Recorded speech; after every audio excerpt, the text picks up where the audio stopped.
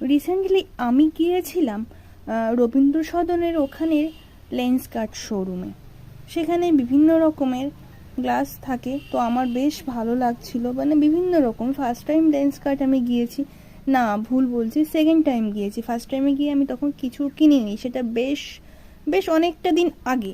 তো রিসেন্টলি আমি গিয়েছিলাম একটা কেনার জন্যই আমি গিয়েছিলাম। তো এখান থেকে গিয়ে অনেক গ্লাস দেখার পরে আমার কিন্তু বেশ এইটা বেশ পছন্দ হয়েছে।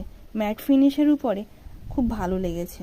বিভিন্ন রকম রেঞ্জের তো ওখানে থাকে, তোমরা সবাই জানো, কিন্তু আমার এই মানে মোট কথা যে ফ্রেমটা দিয়ে বা সবটা দিয়ে আমার এটা বেশ ভালো লেগেছে।